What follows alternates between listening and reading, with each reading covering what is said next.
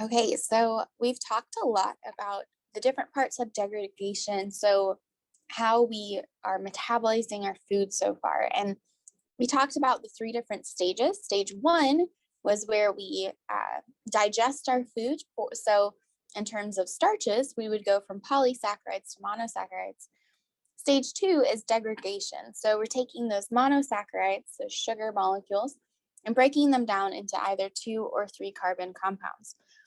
So, the process for degradation, or the stage two of metabolism for sugars, is called glycolysis. Uh, so what that means is that we're degrading 6 carbon glucose that we produce. So remember stage one, we take the polysaccharides and turn them into glucose. So the monosaccharide here is going to be glucose.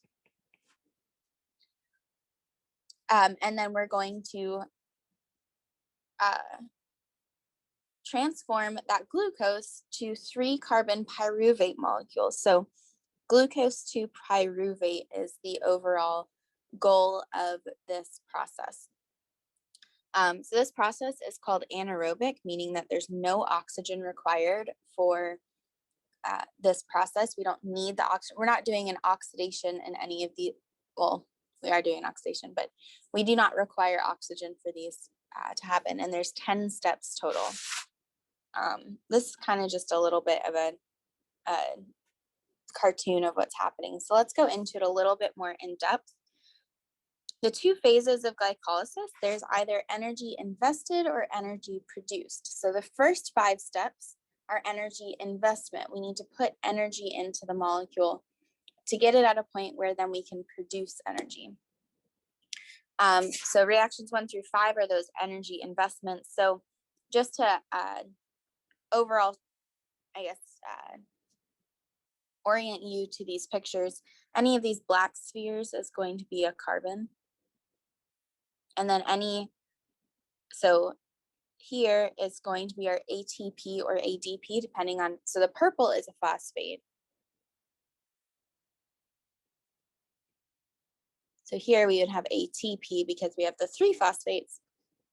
Here we would have ADP because we have 2 phosphates on it.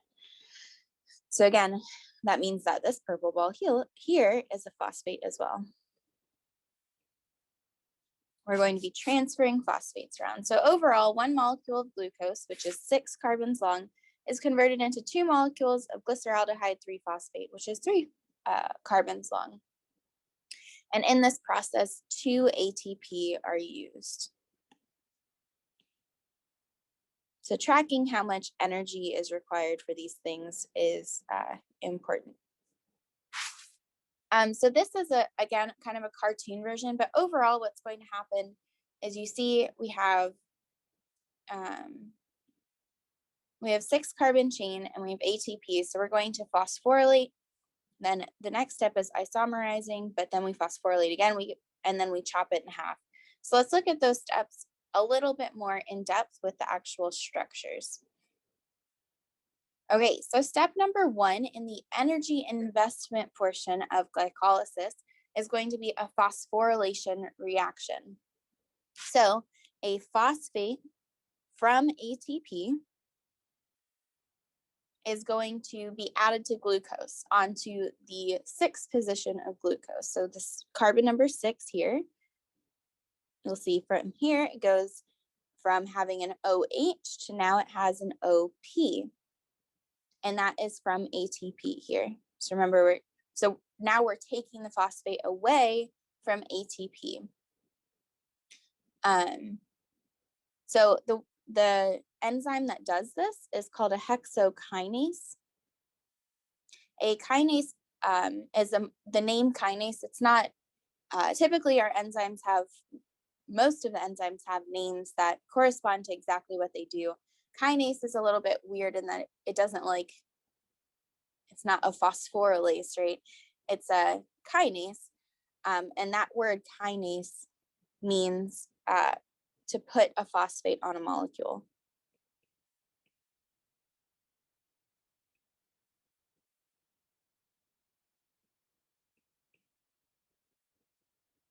So if you ever asked what a kinase does, maybe a exam question, something like that, if it says, what do you expect a kinase to do?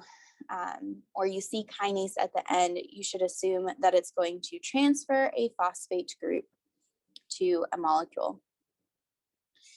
So in this case, it's a hexokinase, meaning it transfers to a hexo, like a 6-membered ring glucose. Okay, so that's reaction number 1 is we're going to phosphorylate. We're going to transfer a phosphate group from ATP to ADP. Reaction number 2 is isomerization. So your glucose 6-phosphate is an aldose that was produced from reaction 1, but it's going to isomerize to fructose 6-phosphate, which is a ketose. So we're going to just do an isomerization reaction. The number of atoms in this does not change. It's the same number of oxygen, same number of everything. But now we're going to just kind of move the position. So we have an isomerase enzyme doing this reaction number 2. So really what changes here is instead of having carbon 1, 2, 3, 4, 5, 6, we're going to move everything over 1 on the front end to make that ketose. So 1 is up top now, 2, 3, 4, 5, 6. So now this makes what's called fructose 6-phosphate.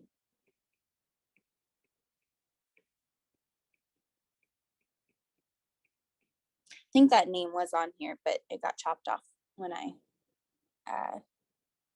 redid these or chopped up this picture. So that's step number 2 is isomerize. So 1 is put a phosphate on, number 2 is to isomerize. Reaction number 3 is a second phosphorylation. So fructose 6-phosphate, the molecule we just drew, is now going to have a second molecule of ATP, is going to donate a phosphate.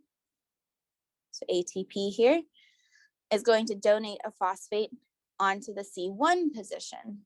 So this phosphate over here. So now we have a diphosphorylated or bisphosphorylated fructose. So again, the enzyme that does this is a kinase enzyme. So phosphofructokinase. So again, phosphofructo, that is what it's acting upon, and then kinase is what it's doing, which is we defined earlier is adding a phosphate group. Okay, and then reaction 4 is called cleavage. So fructose, you kind of can see that the fructose 1,6 bisphosphate, the molecule here, is kind of not exactly because things are oriented a little bit different, but it's almost a mirror, like if you chop it in half, it's symmetric. The only thing that would be different are these hydroxide groups and where they are. So cleavage is going to chop the molecule in half. The main bond that we're going to cut is this one here, the one that I just drew a wiggly line on. Okay, so that wiggly line, we're going to chop that carbon-carbon bond to make 2 3-carbon products. So this one on the left is called dihydroxyacetone phosphate, or dihydroxyacetone phosphate, I'm sorry.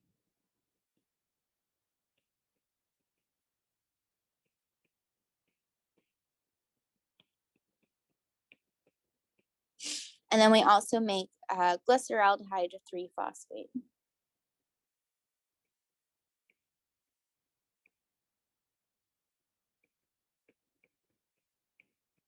So you'll notice that these overall have, they're isomers of one another, right? They have exactly the same number of all of the different types of atoms and everything, but they're isomers. So it might be a little bit easier to see this if I draw them a little bit different. So let's draw this molecule again up here, and it looks like this.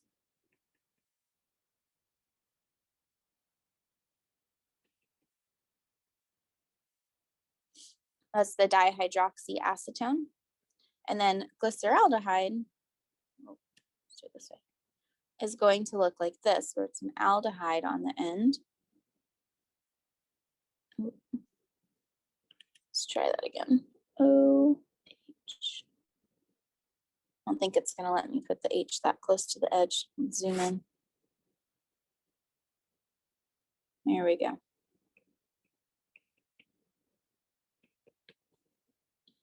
So glyceraldehyde looks like this. So you can see it's where that carbonyl is shifted.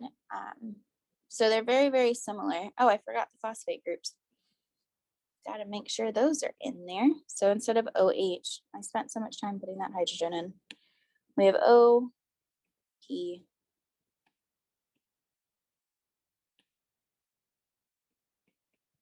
There we go. Okay, so P just stands for that whole phosphate group. Okay, so you can see that these are pretty similar. It's just where that carbonyl is different. So we make two different, one ketose, one aldose, 3 carbon trioses, right? And then also I want to point out that this is called an aldolase, which just means it's going to lace anything with, that means like it means chopping. So this is going to cleave the carbon-carbon bond.